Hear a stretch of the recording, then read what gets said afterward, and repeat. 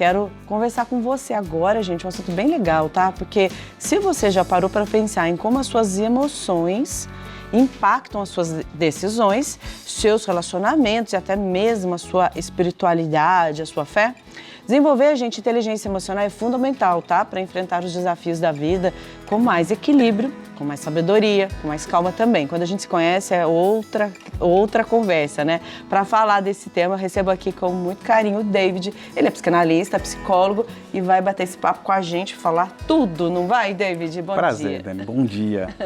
Que bom, seja bem-vindo. David, a gente escuta muito falar sobre inteligência emocional, né? Parece que inteligência emocional é um produto, Sim. né? Tipo, é uma atividade e que tá fora, não tá Claro. dentro, né? Da maneira como ela muitas vezes é colocada. O que é?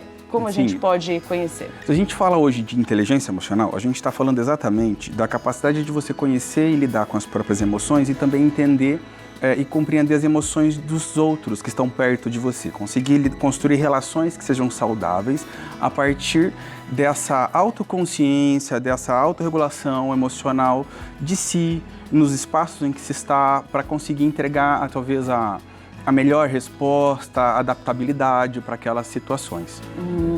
Quando você fala conhecer as emoções, Sim. né? O que são as emoções? Porque tem muitas pessoas assim que às vezes já considera a própria vida, minha vida já é só um sofrimento, né? A minha vida é só um sofrimento. Eu tava preparando o programa ontem, a gente estava pensando nisso. Antigamente eu escutava a pessoa falar assim, a vida só é problema. Quando acaba um, começa outro. Sim. Bom, gente, viver, né? Mas o que são as emoções? Eu gosto de dizer que as emoções, conhecê-las é muito importante, porque a gente teve, né, acho que no passado, aquele filme que ficou muito em alta a respeito disso, sobre as emoções, né? Aquela animação, e ela traz uma realidade... Pode falar. Divertidamente, tá. né? E como ela traz uma realidade pra gente muito importante sobre o aspecto emocional. Quem governa a personagem são as emoções, e não ela que é o ser que se gerencia no espaço, né? São essas emoções. Entender esse aspecto emocional é importante para a gente conseguir entender qual que é a resposta, como é que a gente entrega, o que acontece dentro da gente, nos espaços em que a gente está. Essa fala, né? Tem uma vida um pouco mais triste, um pouco mais deprimida. É muito interessante a gente poder entender se isso é um estado daquela situação, o que acontece com a pessoa naquele momento, se ela tem vivido, às vezes, aspectos em que ela faz mais aquilo que não gosta do que gosta. E talvez essa seja uma resposta muito importante, e aprender a se escutar é bom por isso, para a gente entender o que está acontecendo naquela vida. Né? Se de fato a vida é triste, ou ela está refém de algumas coisas que aconteceram com ela, decisões dela mesma, sobre as situações, e aquilo se cristaliza de certo modo como se fosse a única forma de viver. Que interessante. Você pode dar um exemplo para nós? Sim. Eu acho que um exemplo muito claro, às vezes, eu acho que eu pegar um campo que tem sido mais ativo na minha escuta clínica, né? Pessoas que às vezes que trabalham bastante e chega em casa super irritado, né, irritadiço, começa a falar, minha vida é só trabalho nessa casa, alguma coisa nesse sentido que vai ficando muito pesado.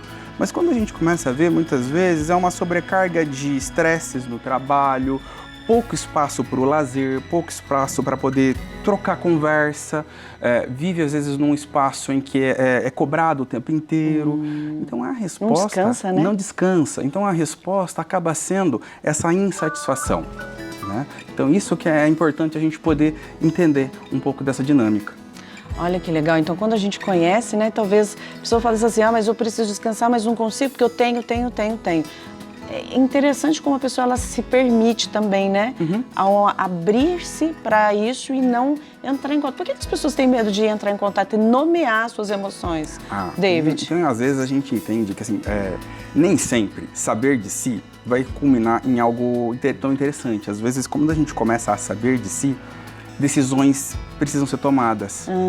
E às vezes as pessoas, quando elas começam a chegar perto dessa dimensão, às vezes elas ficam muito assustadas.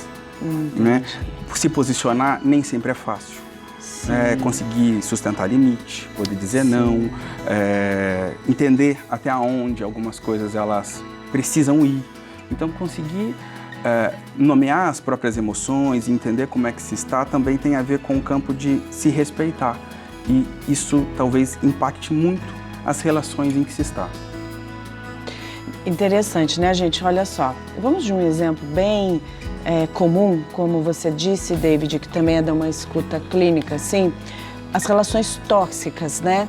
As pessoas, elas estão acostumadas a viver uma relação tóxica, né? E o que é uma relação tóxica? Vamos dar exemplo disso, para usar a inteligência emocional aí, dentro disso que você acaba de dizer, que a pessoa, ela vai se dando conta, então, que ela está numa relação ruim e ela precisa sair, mas ela não consegue. Uhum. É por aí? Isso, e às vezes a gente está falando também, né, a gente fala, eu acho que essa questão da relação tóxica, ela é interessante, mas a inteligência emocional, ela pode nos ajudar também a entender a dinâmica das relações, Tá. né?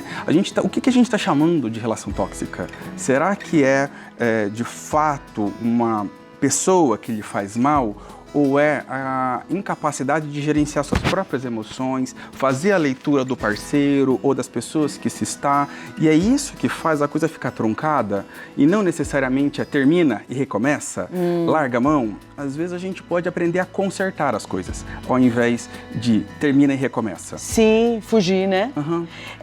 Então, dentro disso, quais práticas que elas podem ser adotadas para desenvolver essa habilidade que você considera? Eu acho que a inteligência emocional, né, assim, a gente, dentro de uma coisa, um campo mais prático, que pode ser interessante, a gente gosta de dizer que, às vezes, a pessoa conseguir criar um diário emocional, em que ela pode tentar perceber como é que ela fica nas situações, isso pode ser interessante. Quando poder dizer ali, né, eu acho que é muito comum quando algumas pessoas gostam de anotar como é que elas estão se sentindo, acho que essa pode ser uma prática interessante. Quando as relações elas estão muito desgastadas, às vezes um processo, né, terapêutico pode ser importante para ela conseguir dar nomes. Às vezes a pessoa ela está tão fragilizada que ela não consegue nomear o que ela tem. Então, às vezes, alguém que possa ajudá-la a pôr nomes, isso é muito importante, porque quando a gente dá nome às coisas, muitas vezes elas deixam de ter esse efeito tão destruidor sobre a gente. Poder saber que você tem raiva, que você está triste e que algumas relações às vezes estão te deixando um pouco oprimido mesmo e poder se colocar. Então essa prática de falar e conseguir conhecer o que acontece consigo mesmo. Maravilha, exatamente. Olha, gente, de uma maneira parece simples, mas é claro que é difícil a gente, como você disse no começo da entrevista, né? Entrar em contato com os nossos sentimentos, com aquilo que a gente precisa ver. Mas precisa ser falado, né? Sim, exatamente, né?